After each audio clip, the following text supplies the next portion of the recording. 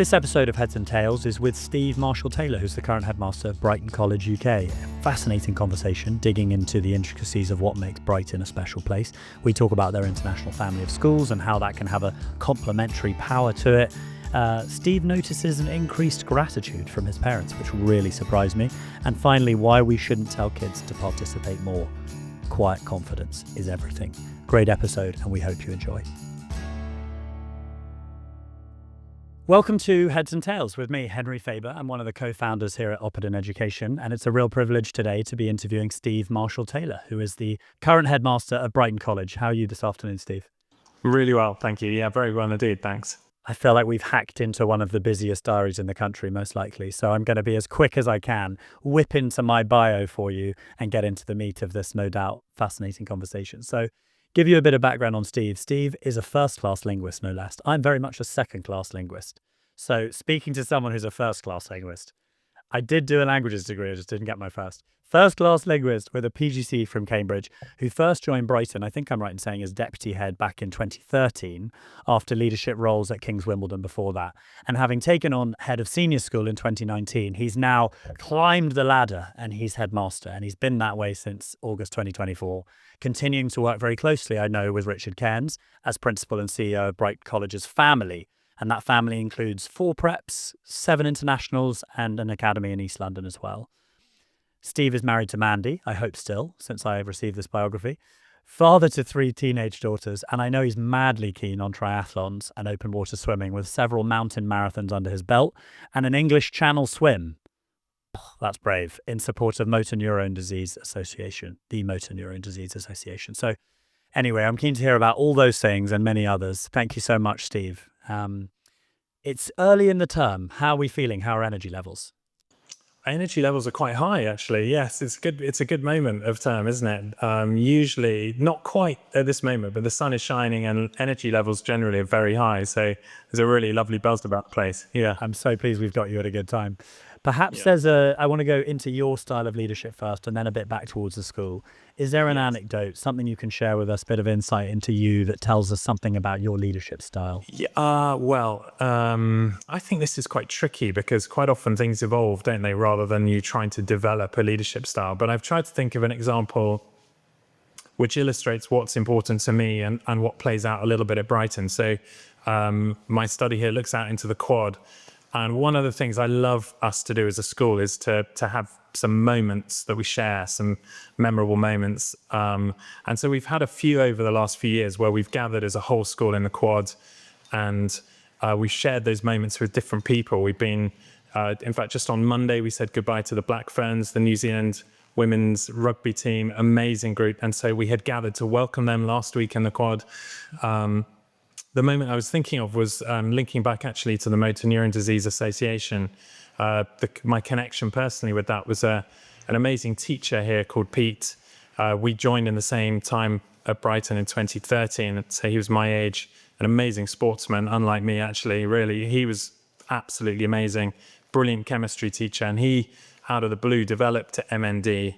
And we've done a number of things over the years to support Pete, who's sadly no longer with us. But one of the things we did, we welcomed Kenny Logan, who was on an epic bike ride with a whole load of celebs going from Scotland, I think, to the World Cup in Paris. And they were expecting a little group of pupils to just greet them and say hi. And we got the whole school out there and we piped them into the quad with the Scottish flag flying. And we just gave Kenny the chance to talk a little bit about his friend Doddy Weir. And that was really the reason why they were doing it, out of this amazing friendship that they'd shared. I spoke a little bit about Pete, and again, rooted in friendship. And it was very poignant. There were a lot of tears. And if you can imagine the whole school from, the age of 11, all the staff, the support staff, just gathering together to think about friends and the importance of friendship. And then we had our big swing band, and we all had a bit of a laugh, and we sung Proclaimers, I Would Walk 500 Miles. And I don't know, it was a moment. And I love that possibility as teachers to create moments that are memorable. Hopefully there's something to it that might be profound, but it was a lot of fun. I think we all remember it, but there was something that was a bit deeper that was quite hard to express, but it Yeah, it was a moment. And I think one of the privileges that I love most is creating moments for the pupils. There's something in what you said there that makes me think of the word catalyst or catalytic, that kind of idea of an experience or a memory that can somehow burst or change something or help people to see it differently. Well, I suppose at the same time, leadership in schools is often about continuity and stability. Um, what are your reflections on, I suppose, the role of a head of school in providing both those things, the stability and the kind of consistency piece, but also that ability to catalyze change and do things differently from how they have been done? I mean, that's a great point. And I mean, I think we often think of that, particularly in a school like this, where we've got a lovely mixture of the old and the new, and you see that in architecture, and you see it in a little bit in the education and the values, which are in both traditional and very, very modern. And our quads, the original Victorian quad is a good place where I've talked about, everyone singing the Proclaimers together after we've shed some tears, but it's also the space where we always gather for remembrance. And we do something that the school has done since 1919, is to gather in the front quad all together and just remember and hold some silence. So it's a really great point. I think that we can do new things, we can do different things, but often the strongest things have that thread back through our history to things that we've always done and will always do as a school community. To your in tray, I no doubt you'll have 15 more important things to do today than talk to me. Maybe you could share a couple of those with us. What's really challenging and exciting you in the months ahead for Brighton and for you personally too? Yes. Well, it is exciting to talk to you, by the way, I should say. So Oh, I'm this honoured. is not. This is definitely not the worst part of my day. No, what is exciting me for this term? So we were thrilled that we got planning permission to build 2 new boarding houses, and so that was a little bit of a journey in itself. But the intro this term is that we're going to now work with involving lots of pupils, which is exciting. Work with some interior designers in looking at every room, every space in those 2 new boarding houses, thinking about what they're going to be like as a home from home. It's one of the exciting things actually that I've seen in my 10 years of the boarding here at Brighton just growing and very much becoming an established boarding school with now over 500 boarders. So yeah, the demand is enormous, and that possibility to grow the boarding provision is quite exciting. So the details now this term are going to start to get fleshed out, and that's probably the piece in my in tray that's most exciting. It feels almost counterculture, that boarding, climbing, boarding getting more popular. Does it feel that way? Yes, I certainly from talking to one or two others I know that it seems to be bucking the trend. That is true. But I mean, part of that I think is the mixture we have of full traditional boarding, but also weekly boarding. So a lot of families coming down from London because we don't have Saturday lessons, so they've got that opportunity to jump on a train on Monday morning, maybe head back for a family occasion on Friday night, or after fixtures on Saturday morning to then head back and have the weekend at home. So that piece particularly has been growing really, really quickly.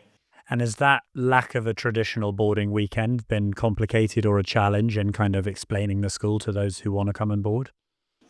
I don't think so, because it is a sort of both and rather than an either or. So as the weekly boarders head off, we've still got a very large number of full boarders, and it sort of flips it in a few moments in the week. So this busy day school, if you like, in the moment, as I look out, there's all sorts of things going on in the quad. But at about 5 o'clock, it flips into that wonderful boarding evening. And then Saturday lunchtime, let's say, it flips again into the full boarding mode, where there's lots of things going on with full boarders and all their activities and things that they're doing. So yeah, it seems to move quite nicely, I think, between those 3 modes. I had a wonderful trip to see you guys back in the early part of the summer. And outside of the bus journey from the train station to you, which was definitely one of the most fun bits of my day, actually, coasting along the seaside front, the extraordinary sixth form centre that you guys have built there, is it the Cairns Centre? like incredible place. Felt a little bit like Soho House, sitting there having a flat white at 9 o'clock in the morning. I was like, is this a school or a hotel? Incredible. You're otherwise now short of space, but it's such a place that's populated with these different buildings. Have the buildings been a really important part of that kind of progression of the school for you, given that you've been there for a number of years now? They have been. In one of our new buildings, we have a lovely quote from Churchill, which I think he used in some of the rebuilding after World War II, which is he said, "We shape our buildings, and thereafter they shape us." And I think we've gone into the building program that we've been lucky to undertake, I think, with that in mind, that we're not just trying to create spaces and thinking what we want to put in it. We want them to hopefully be beautiful and interesting, and spaces that that actually can inspire. And and the architects we worked with, I think because we're a city site, we've actually probably had the fortune to need to move some of the sort of fairly dreadful 1970s buildings that were here about 20 years ago, and they have to work in a space that almost forces them to be a bit more creative than if you were just going to plonk down a cube somewhere in a large open space. So we love them, and I think the pupils still really appreciate them. I often will hear pupils, either saying the equivalent of wow, but openly expressing how much they appreciate the spaces they have here. In some ways, it's a bit of a TARDIS. You come in through that front gate, and then actually on what's not a huge site just pops up all sorts of manner of extraordinary buildings. And in terms of that legacy piece, it's well known that Brighton is now all over the world, as I mentioned in my introduction. And the UK site that you're sitting on is just one element of a much broader family of schools. That is a blueprint, I suppose, that other independent schools groups have followed, but Brighton seems to be doing it better and on a bigger scale than most. How do the two complement each other, and where are the challenges of those two very different beasts, as it were? Yes. They all sit, first and foremost, they all sit here in Brighton. So Richard Cairns' role as principal is to oversee, as you said, the whole family of schools. He's still involved in the college, which is brilliant, and very deliberately so, given his incredible experience and expertise. But all of it comes from the college. So and we haven't just given our names to these schools. So Richard is actively overseeing them. We appoint the senior heads. We are involved in training and have our own heads conferences. We had our first little mini Brighton sports games with sort of inter-school competitions taking place. I think first one hosted in Dubai. So I think the interplay is really exciting. So it creates, for us here in Brighton, a wonderful global outlook. In terms of education as well. So we're always learning. Our heads of departments are connected. As a headmaster, I'm connected. And we're finding out what they're doing in Bangkok. Then we're finding out something new that somebody might have initiated in Hanoi. And I think that just gives us a much broader global outlook of education, which is exciting for us. I think within that, then, the other piece with the international schools is that they do allow us here in Brighton to continue. I know this is an area you've probably spoken about with other heads, but they allow us to be actually even more ambitious with our scholarship program, with what we might term transformational bursaries, so completely free places for local children in the Brighton and Hove area, which in Brighton's long history is relatively new, really only in Richard Cairns' time, but we've been able to actually do those sorts of things. So as the family of schools grow, that allows us to broaden our education, if you like, our understanding of global education and a global outlook. It helps us enormously with these transformational bursaries that I think as educators we all want to have in place, but I think many schools understandably are struggling to hold on to them. And I think the other great piece for us as pupils leave Brighton, in fact, as they leave any Brighton school in the world, we've got this platform that sits on top of LinkedIn, which unoriginally we called Brighton Connect. But any pupil who leaves any Brighton school joins that platform, which is, I think, a really exciting way of continuing to be part of something, if that makes sense. Totally. And all of this change and innovation and growth internationally and stability in the UK, not without headwinds. It's been a really volatile, or I suppose quite traumatic moment for UK independent schools the last year. And I'm sure that overspills into your life on a daily basis almost. Without needing to reflect too much on where we are now, where do you see this kind of ripple effect playing out in 5 years from now? And do you see a much more stable environment? Do you see things looking quite different than they do now? I'd be interested to know what your kind of iceberg spotting is like for where things can go now. It's a great question. The honest answer is I think I certainly don't know. The only reason I'm saying that really as an opening thought is that the rate of change really we've had VAT on school fees for 2 terms, and a lot of the numbers that people have quoted, which were really much worse than they feared in terms of school closures or pupils leaving, actually related back to January last year. In other words, before VAT actually came into play. So the rate of change, I think, is what has taken a lot of people by surprise. And so that's why I think even the next year or the next 2 years is going to be looking at the whole landscape. That's going to be very difficult to predict, actually, because just in 2 terms, the independent school landscape has shifted enormously. As I look around Sussex and the southeast, and some brilliant smaller schools or schools offering quite specific individual streams or pathways of education who are either very, very much struggling or have sadly no longer in existence already. So I want to ask you a bit about parents as well, as you know, their families are affected and are bearing the weight of this in many ways, that more or as much as the schools.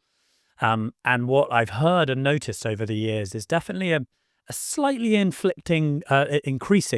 slightly increasing conflict between parents and schools. Perhaps those expectations not being matched, or parents aligning or allying with their children more readily than they perhaps would have. Maybe it's just modern parenting. Maybe it's the tech age we're in.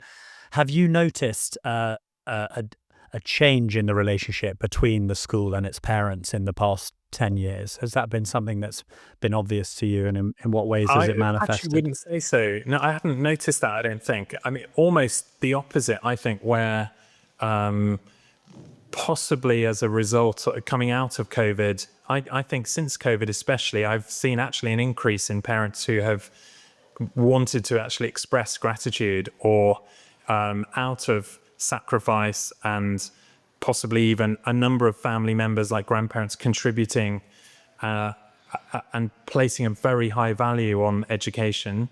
I've seen far more people than before COVID probably coming forward and saying, we really appreciate this. We're really grateful for what you're doing here. That's been much more my experience here, I would say. I think, obviously, it used to happen. I felt in COVID, a lot of good, lovely stories and a lot of gratitude bubbled up to the surface during those very, very difficult years. And I think, if anything, that's continued, I think. And I think, no, we're not alone in this, but we will speak often about the fact that education is not an individual journey.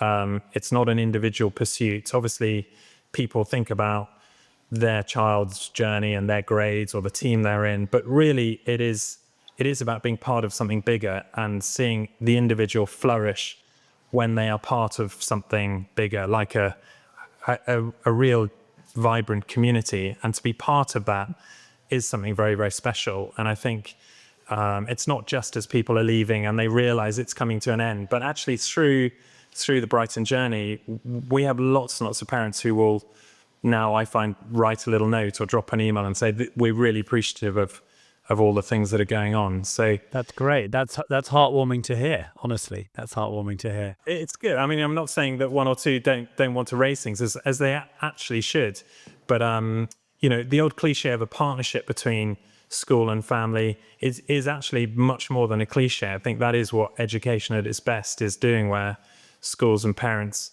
are on the same lines. We've got the same high values, the same priorities, and we're all trying to work out what it will look like for this particular individual to really thrive on the next 5 or 7 years. So it is exciting to be part of when Yeah, when you feel like you're doing that together with them, it's really exciting. Heartwarming stuff. I've got time for a couple more questions. So I'm going to ask you for your controversial opinion. We always try and set people up and we say, on the soapbox or on the ladder, you're shouting about this controversial opinion. What is it? Okay. I mean, I've wrestled with all sorts of things I could say here. I'm not quite sure how controversial to be. In my family, the fact that I'm a Watford supporter is highly controversial. And probably 20 years ago, the fact that I like swimming in cold lakes and sea was controversial. It's now Not entirely anymore. Not anymore. very boring, and I actually pretend I don't do it now. I would say, in educational piece, my possibly controversial opinion is that teachers should not be telling pupils that they need to participate more or they need to put their hand up more, which is, I think I've lost track, particularly now in previous schools, of the number of occasions that teachers would write on a child's report, doing really well, but here's their target. They need to participate more in class. They need to get more involved in class. And I think what they're effectively saying is every child should be an extrovert, or this particular child should be more extrovert. And we've done a lot of thinking about that at Brighton. We had an amazing inset via Teams with an American author called Susan Cain. You've probably heard of Susan Cain, she wrote a book called Quiet, The Power of Introverts in a World That Won't Stop Talking. And I think, thank goodness not everyone is an extrovert, but I think we've done a lot of work in class, in the language we use, in the reports we write, to really celebrate introverts and not inadvertently try and suggest to them that they just should be a bit more extrovert. So when, for example, on our last day, again, looking out to the quad, as people leave chapel, that last upper sixth chapel, the staff only on that day form a guard of honor, and the staff come out first, create a guard of honor, then the leavers walk down through it. And it strikes me every year that in that moment, there are still some of those leavers who are a bit shy, who are clearly more introverted than others. There are some who sort of walk down high-fiving teachers and others who walk down rather awkwardly still. And I actually think that's great because that's part of who they are, but they've loved their time. They've engaged with lessons and learning in their own way. And we're trying to work hard to celebrate that rather than inadvertently or subconsciously, if you like, say to them, you know, as you are isn't quite right. You ought to be a bit more like him or her. You should be more extrovert. Two things come to mind there. One is we all know that in life, those introverts will often be the most successful. And certainly being the standout loud one at school isn't always to your benefit later down the line. And secondly, I'd say how lovely it is to hear that from someone in your position, because I imagine a lot of families and parents worry. I know they do because they're often talking to us in our capacity, mentoring their children from a younger age. Oh, I'm worried that my child wouldn't be the outgoing, confident type that Brighton would want. And to know that children of all different character types are, are welcome in any environment that is a confident and outgoing environment like a Brighton, I think is exactly what more children of that age, 10, 11, 12, need to hear when they approach those schools. So I think it's a powerful message. That I think the confidence piece is the key bit there, isn't it? And we will talk here about very deliberately about quiet confidence, which, I think sometimes a lot of the most loud, this applies to adults and children, doesn't it? A lot of the loudest people are actually sometimes the least confident. But actually some of the quietest people, perhaps counterintuitively, are the most confident. And that's great. What we really want is for each individual on their Brighton journey to gain and grow in that sense of quiet confidence in who they are and in what they've got to give and on their particular path, as I say, within this community. But that starts with them realizing they don't need to be like anyone else. They can start to feel quietly confident in who they are. I think that's lovely to hear. I used to differentiate between them as self-belief and confidence, and there being that difference of what's innate and internal. But I really love the phrase quiet confidence. And I think with that quiet confidence, there is a good place to finish there. We've covered a lot of ground. I'm very grateful for your time. As I discussed. Many more important things to go and do after this conversation, but it's been a real treat for me to share time with you. And I know this episode will be very popular with educators and parents alike. So thank you, Steve, and we wish you well for the months ahead. Yeah, thank you.